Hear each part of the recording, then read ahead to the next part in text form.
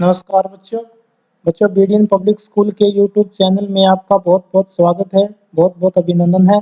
बच्चों आज की जो हमारी वीडियो है वो कक्षा 7वीं की संस्कृत विषय की पाठ्य पुस्तक पर आधारित है। आपकी पुस्तक का नाम है रुचिरा भाग 2। बच्चों हम पिछली वीडियो में इस पुस्तक का अष्टमा पाठ यानी 8वां पाठ पढ़ रहे थे जिसका नाम है त्रिवर्ण ध्वज है। हमने इस पाठ को आधा पढ़ लिया था। आज की वीडियो में हम उससे आगे पढ़ेंगे। चलो पढ़ना शुरू करते हैं।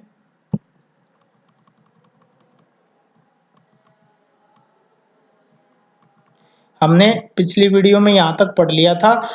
सूची ही यानी कुछ बालक और बालिकाएं आपस में बातचीत करती हुई ध्वजा समारोह में जा रही हैं और आपस में बातचीत कर रही थी। यानी सूची कहती है कि किम एतेषां वर्णानाम अन्यदपि महत्वम, कि क्या इन वर्णों का कोई अन्य और भी महत्व होता है, इन रंगों का कोई और भी महत्व है। तो सूची ने पूछा था कि आगे देखो। डेविड कहता है कि आम का अर्थ होता है हाँ, कथम न क्यों नहीं। डेविड कहता है कि आम कथम न क्यों नहीं, हाँ क्यों नहीं। ध्वजस्य ऊपरी स्थित है, ध्वजस्य ऊपरी यानी झंडे के ऊपर, स्थित माने विद्यमान, केसर वर्ण है, केसरिया रंग, त्यागस्य है, उत्साहस्य च सूचक है। त्याग और उत्साह का सूचक है।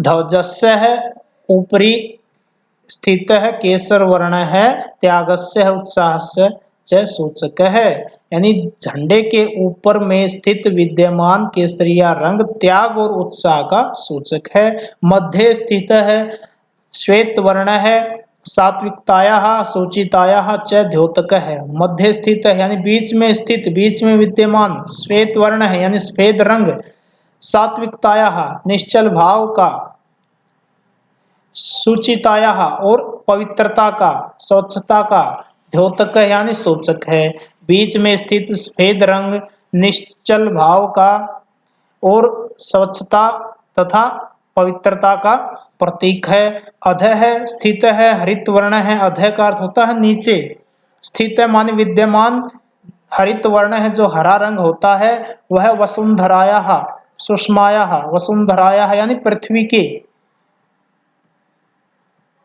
सुषमायाः सुंदरता, पृथ्वी की सुंदरता, और उर्वरतायाश्च द्योतक है। उर्वरताया का अर्थ होता है उपजाऊ शक्ति का प्रतीक है। नीचे स्थित हरा रंग पृथ्वी की सुंदरता और उसकी उपजाऊ शक्ति का प्रतीक होता है। तेजिंद्र कहता है सूचे है कि हे सूची, ध्वजस्य मध्य एकम नीलवर्णम चक्रम वर्तते, कि ध्वज यानी झंडे के बीच में स्थित जो तिरंगा झंडा होता है उसमें एक बीच में स्थित एक नीले रंग का चक्र है। सूची कहती है कि आम आम हाँ हाँ, इदम अशोक चक्रम कथ्यते, यह इसे अशोक चक्र कहा जाता है। कथ्यते माने कहा जाता है, इसे अशोक चक्र कहा जाता है। एतत् प्रगते न्यायस्य च प्रवर्तकम, एतत् प्रगते यह प्रगति अर्थात उन्नति, न्यायस्य च प्रवर्तकम और न्याय का प्रतीक है। जो ये झंडे के बीच में जो अशोक चक्र होता है यह उन्नति अर्थात प्रगति और न्याय का प्रतीक होता है।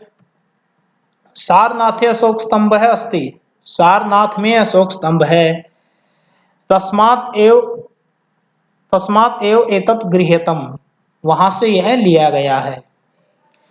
जो हमारा जो तिरंगा झंडा होता है उसमें बीच में एक नीले रंग का चक्र होता है, वह चक्र सारनाथ में अशोक का स्तंभ है और वहीं से यह चक्र लिया गया है। प्रणव है अस्मिन चक्रे चतुर्विंशति अरह संति, प्रणव कहता है कि अस्मिन चक्रे कि इस चक्र में चतुर्विंशति 24 अरह तीलियां संति हैं, कि इस चक्र में 24 तीलियां हैं। बहुत ही इंपॉर्टेंट प्रश्न है, कोई पूछ ले कि जो हमारा जो तिरंगा झंडा है उसमें जो चक्र है, बीच में स्थित जो चक्र है उसमें कितनी तीलियां होती हैं, तो यहाँ पर उसका उत्तर है दिया गया है कि उस चक्कर में 24 तीलियां होती हैं। मेरी कहती है भारतस्य संविधान सभाया सभायां 22 जुलाई 1947 तमे वर्षे समग्रतया अस्यः ध्वजस्य स्वीकरणं जातम्। मेरी कहती कि भारत की संविधान सभा में, भारतस्य संविधान सभायाम यानी भारत की संविधान सभा में 22 जुलाई 1947 के वर्ष में समग्रतया यानी पूर्ण रूप से अस्य ध्वजस्य इस झंडे को स्वीकरणम जातम, इस झंडे को भारतीय झंडे के रूप में स्वीकार कर लिया गया। तो जो तिरंगा झंडा है वह हमारे देश में कब स्वीकार किया गया?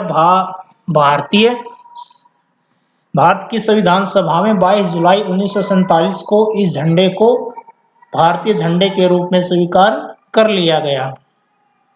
आगे देखो, तेजिंद्र कहता है अस्माकम त्रिवर्ण ध्वज है, हमारा तिरंगा झंडा स्वाधीनता का अर्थात स्वतंत्रता का, आजादी का, राष्ट्र गौरवस्य च प्रतीक है, और राष्ट्र के गौरव का प्रतीक है। कि हमारा जो तिरंगा झंडा है वह स्वाधीनता का, स्वतंत्रता अर्थात आजादी का और राष्ट्र के गौरव का प्रतीक होता है। अतः एव इसलिए स्वतंत्रता दिवसे, गणतंत्र दिवसे, इसलिए स्वतंत्रता दिवस पर और गणतंत्र दिवस पर इस झंडे को फहराया जाता है और समारोह पूर्वक यानी इससे पहले अनेक समारोह भी होता है, समारोह भी आयोजित होता है। और इस झंडे को गणतंत्रता दिवस और स्वतंत्रता दिवस, स्वतंत्रता यानी आजादी मिली थी, स्वतंत्रता दिवस 15 अगस्त 1947 को, और गणतंत्र यानी 26 जनवरी को, यानी 15 अगस्त को और 26 जनवरी को इस झंडे को फहराया जाता है और समारोह भी होता है। जयतु त्रिवर्ण ध्वज है, जयतु भारतम, जयतु यानी जय हो, त्रिवर्ण ध्वज है, तिरंगे झंडे की जय हो, जयतु भारतम और भारत मां की जय हो। आगे बच्चों इसके शब्दार्थ हैं। त्रिवर्ण ध्वज है, 3 रंगों वाला झंडा अर्थात तिरंगा झंडा। संलपंती, संलपंती का अर्थ है वार्तालाप करते हैं या करती हैं।